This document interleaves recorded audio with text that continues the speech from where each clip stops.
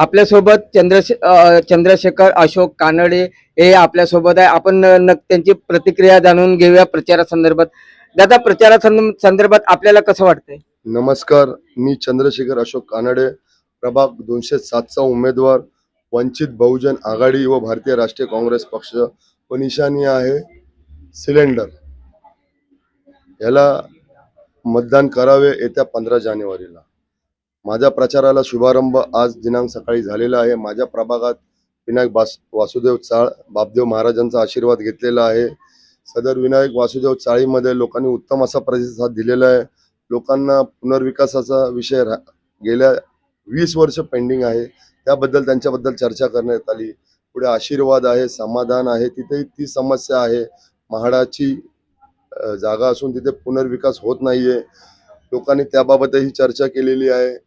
आणि NM दोशीला सगळ्यात मोठी जी प्रश्न जो आहे तो पार्किंगचा आहे. तुम्ही बघताय की इथे दोन्ही बाजूला गाड्या पार्क आहे, त्यामुळे सगळ्यात मोठं इथे दुर्घटना होती. ज्येष्ठ नागरिकांना अडचण होती, महिलांना जाता येता अडचण होती. जर इथे दोन्ही बाजू रिकामे असतात तर लोक सोयीस्कर इथे पादचारी पथपथावरती चालू शकतात. इथे आपण मागे बघू शका, माझ्या कार्यालयाच्या समोर प्रेस्टीज या पुनर्विकासकाने मुंबई महानगरपालिकेच्या याच्यावरती भव्य असा टॉवर उभा केलेला आहे. जर इथे 500 गाड्याची पार्किंग मुंबई महानगरपालिकेकडनं राखून जर इथल्या मागील सुरेखा ताई ज्या नगरसेविका होत्या त्यांनी ते केलं असतं तर इथे दोन्ही बाजूला आज इथे तुम्हाला पार्किंग दिसली नसती. आणि भविष्यात होणाऱ्या इथे दुर्घटना, इथे होणाऱ्या महिलांना त्रास, शाळकरी मुलांना त्रास, इथे ह्या रोडला मैदानाचा एक मोठा प्रश्न आहे. भायखळा शाळा, या भायखळा शाळेमध्ये मी लहानचा मोठा झालो तेव्हा ते मैदान मुलांना खेळण्यासाठी उपलब्ध होतं. आज तिथे बास्केटबॉलसाठी ते बांधण्यात आले.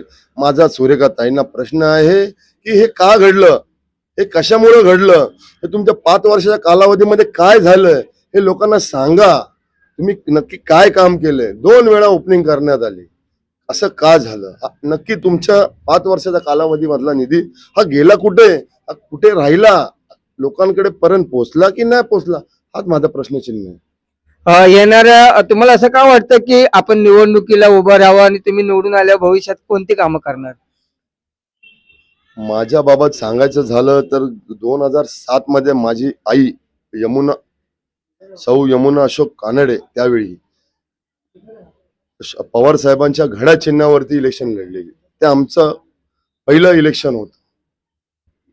त्यानंतर 2017ला माझी सौभाग्यवती सुनंदा चंद्रशेखर कानडे या अपक्ष म्हणून निवडणूक लढवल्या आणि योगायोगाने आज 2026 मध्ये तोच वॉर्ड त्याचीच रचना मला योगायोग भेटलेली आहे. 2017 ते 2026 मध्ये मी इलेक्शनचा रिझल्ट जो काही लागला तो कबूल केल्यानंतर मी लोकांमध्ये राहिलोय, लोकांमध्ये वावरलोय. लोकांनी मला सांगितलेले प्रश्न मी ऐकलेले, मंडळांबरोबर चाललेलो आहे. दहीहंडी मंडळ असतील, गल्लीबोळेमध्ये चालणार IPL असेल, लोकांचा मीटर पाण्याचा प्रश्न असेल, लोकांचा जन्म मृत्यू दाखल्याचा प्रश्न असेल, जे काही प्रश्न असेल मी सातत्याने मी माझ्या परीने निकाली लावलेले आहे. हे होते आपल्यासोबत चंद्रशेखर अशोक कानडे यांची निशाणी आहे गॅस सिलेंडर. बघूया येणाऱ्या महानगरपालिका निवडणुकीमध्ये लोक यांच्या पारड्यामध्ये किती प्रमाणामध्ये मतदान करतात आणि हे मुंबई महानगरपालिकेच्या मुख्य कार्यालयामध्ये नगरसेवक निवडून जातात का?